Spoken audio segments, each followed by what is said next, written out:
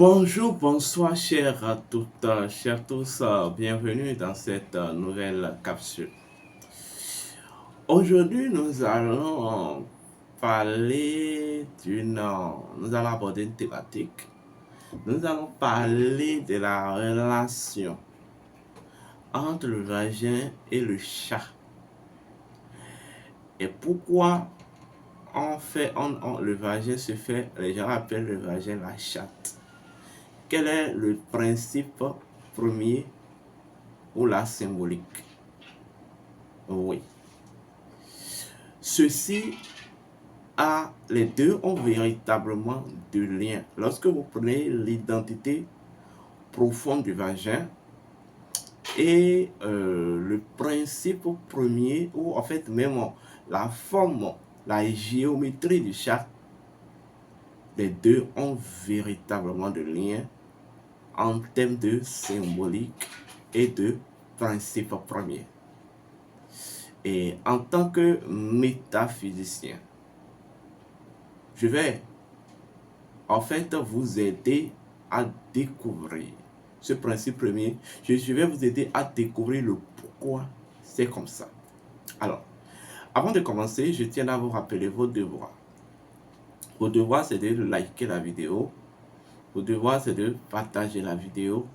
Vos devoirs, c'est de vous abonner massivement. Commençons par le commencement.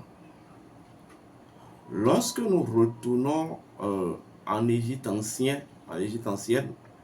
vous allez souvent entendre parler d'une divinité dans la cosmogonie égyptienne appelée le dieu Anubis. Et le dieu Anubis est considéré en réalité comme le seigneur de la mort ou le prêtre Anubis, celui qui permet la mort, celui qui détient la technologie de la momification du dieu Osiris et celui qui accompagne Osiris dans le royaume souterrain ou dans le royaume des morts.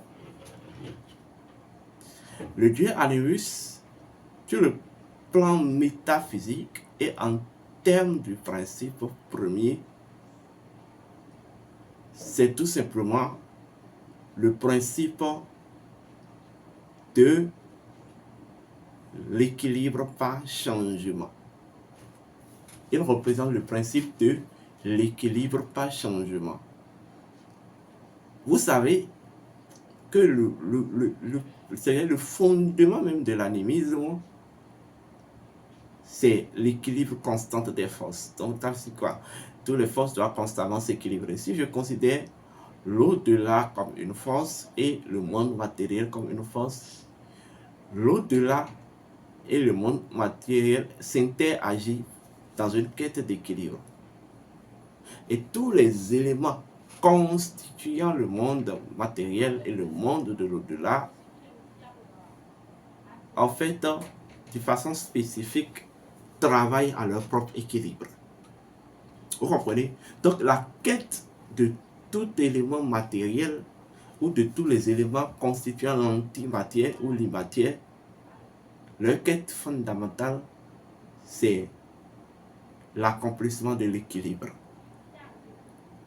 Vous comprenez? Est-ce que vous savez que c'est l'équilibre qui engendre la clairvoyance? Lorsqu'une chose est équilibrée, l'une des premières facultés ou fonctions qui énonce l'équilibre, c'est la clairvoyance. Vous comprenez? Or, les forces de la nature sont clairvoyantes. Vous comprenez? Donc, ce qui permet aux forces de la nature d'explorer leur fonction de clairvoyance, c'est leur équilibre. C'est comme vous achetez un téléphone portable. Il y a déjà toutes les applications pré-enregistrées sur le téléphone. Mais il vous faut maintenant télécharger ces applications pour qu'elles soient fonctionnelles. C'est exactement la même chose. L'équilibre permet aux forces maintenant de mettre en exergue les facultés de leur nature. Ça permet d'exercer, ou ça permet de trouver ou d'exercer les facultés de leur nature. Est-ce qu'on me comprend? Ceci étant dit, le dieu Anubis est le principe de l'équilibre par changement. Et le principe de l'équilibre par changement s'énonce comme suit.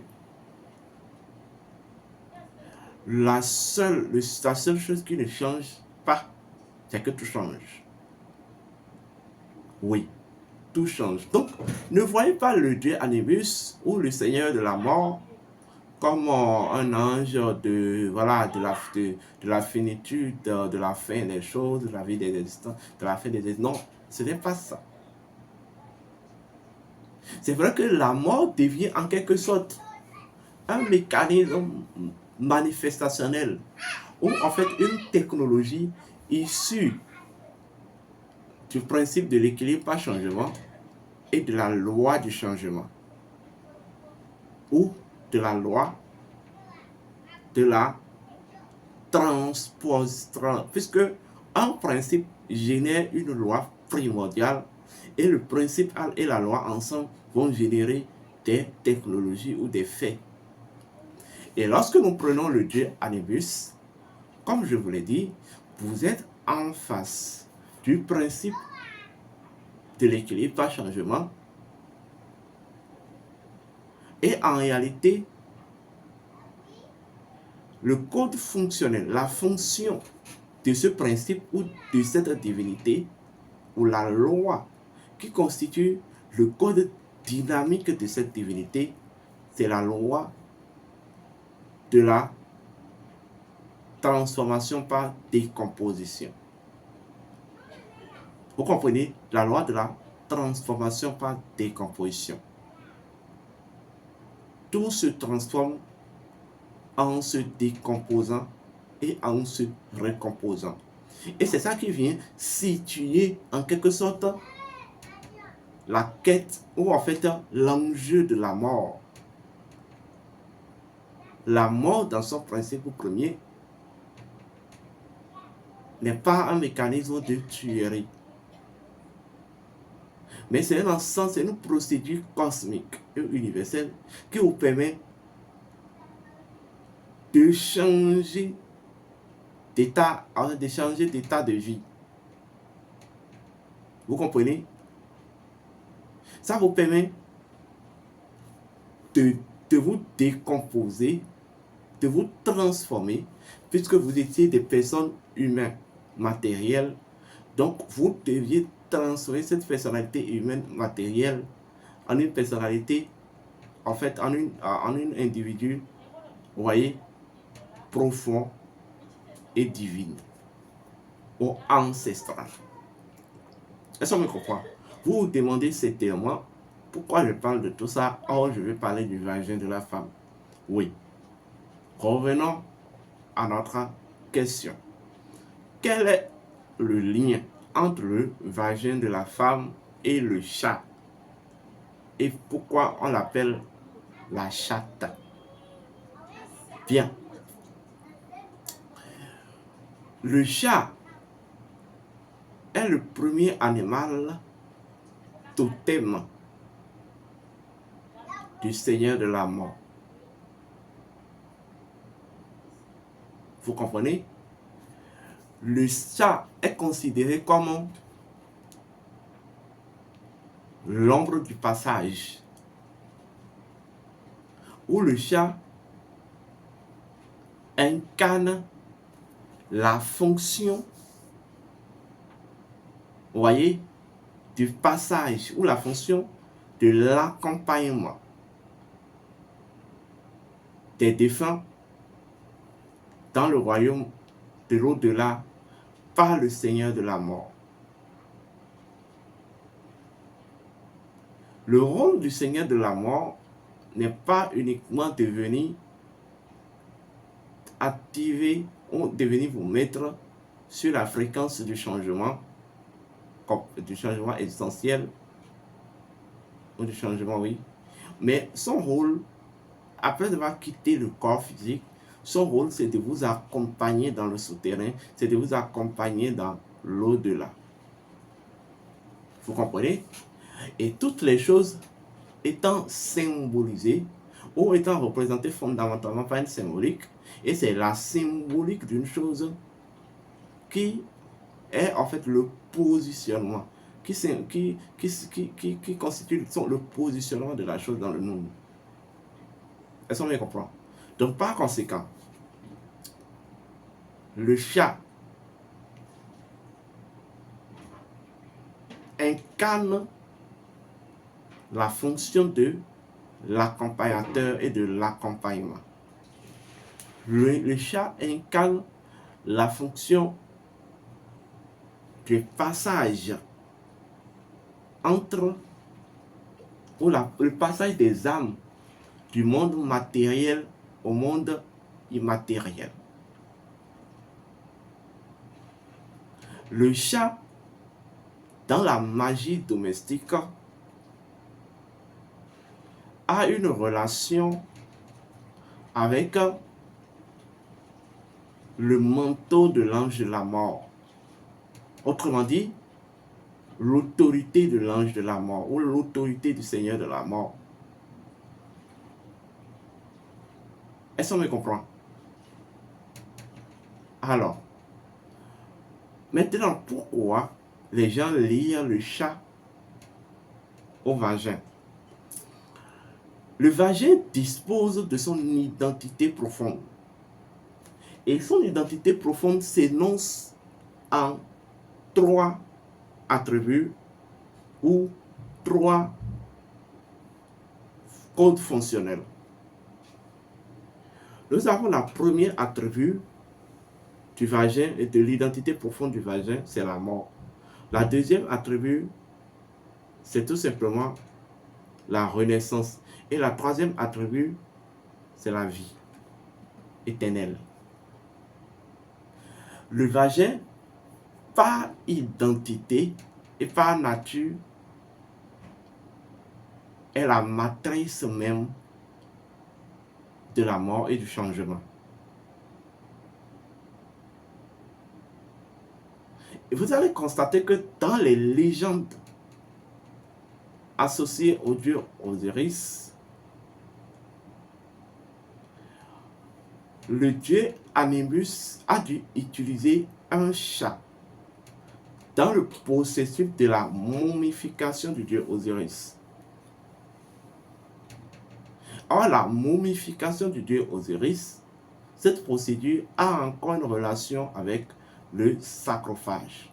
Or, je vous ai expliqué dans l'une de mes anciennes vidéos que le sarcophage d'Osiris est considéré comme une forme de matrice. Une matrice pouvant permettre le passage d'Osiris.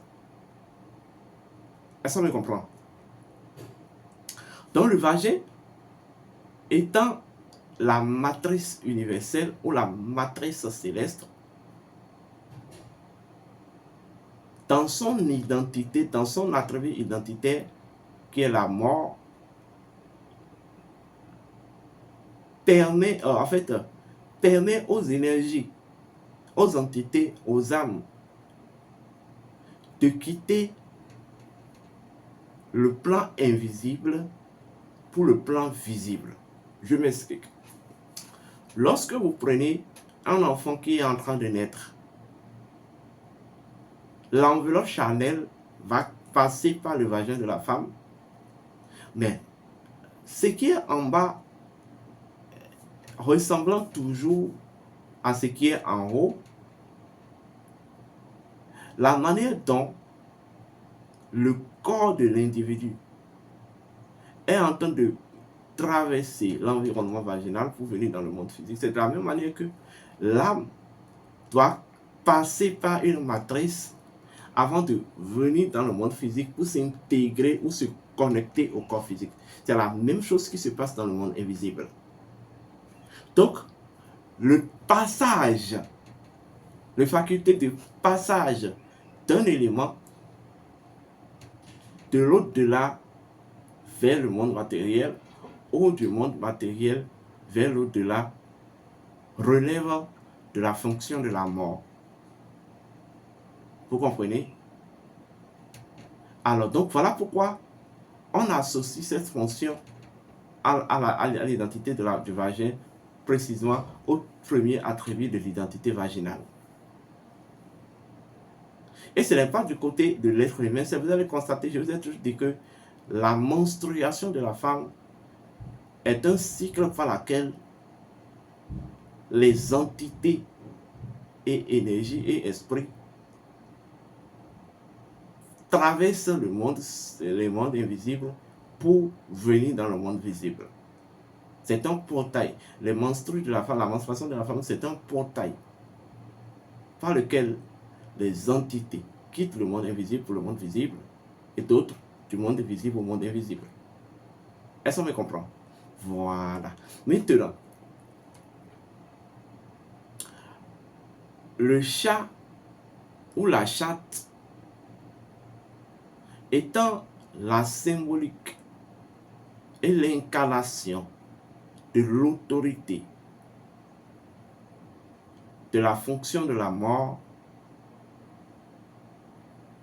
est directement associé au vagin. Parce que lorsque vous observez exactement le visage du chat, vous allez constater que le chat a un visage de triangle détourné. Vous comprenez? Le chat a un visage de triangle détourné. Observez correctement le chat. Un visage de triangle détourné. Vous comprenez? Et lorsque vous observez le vagin, vous allez constater que le vagin étant ovale, a une forme triangulaire, mais de façon aussi détournée. Est-ce que vous voyez le lien? Or, le visage d'une chose incarne même l'identité profonde de la chose, donc la chose même dans son essence. Donc, par le visage, quand on parle du visage le visage du chat, on parle déjà du chat dans son identité profonde. Vous comprenez? Donc, le vagin de la femme est considéré comme la chatte à cause de son premier attribut identitaire. Vous voyez, qu'est la fonction de la mort, c'est-à-dire le passage des esprits, donc vous voyez le mécanisme, le canal du passage des esprits et entités du monde invisible au monde visible, du monde visible au monde invisible. Est-ce que vous comprenez? Voilà. Maintenant, deuxième niveau. Vous allez constater que le vagin a une autre fonction. La fonction d'absorption. Ce qui absorbe les choses. Mais regardez comment, quand vous voyez le chat en train de manger, vous allez constater que le chat a cette capacité à absorber les choses. Le chat absorbe. Quand le chat est en train de manger, il absorbe. Vous comprenez? Donc, le chat incarne. Le chat, c'est l'incarnation de la multifonctionnalité du vagin. Vous comprenez? Et l'autre comportement naturel qu'on reconnaît au chat, c'est le comportement de la discrétion. Le chat a un visage discret. Allez comprendre pourquoi, depuis la nuit des temps, le vagin est toujours mis à une position discrète, caché entre les jambes, couvert par, voilà, des pagnes et tout. Pour symboliser la notion du secret. Est-ce que vous me comprenez? Est-ce que vous comprenez exactement ce que je suis en train de vous dire? Lorsqu'on va parler de la fonction de la renaissance, ou l'attribut de la renaissance, l'attribut identitaire de la renaissance du vagin, il y aura encore une autre symbolique liée à ça. Vous comprenez? Lorsqu'on va parler de l'attribut de vie éternelle et de résurrection du vagin, il y aura encore une autre symbolique ayant relation avec cela. Est-ce que vous êtes en train de me comprendre? Voilà. Est-ce que vous savez que le vagin a un langage? Il suffit simplement que vous mettez votre oreille sur le vagin et vous écoutez le langage du vagin. Vous allez entendre le son que renifle le vagin. Bon, je ne vais pas rentrer dans ces détails-là. Mais je vais juste vous expliquer la relation entre le vagin et le chat. Et pourquoi on appelle le vagin la chatte. C'est comme on parle du chien. Or, vous savez que le chien a une relation avec le dieu Thoth.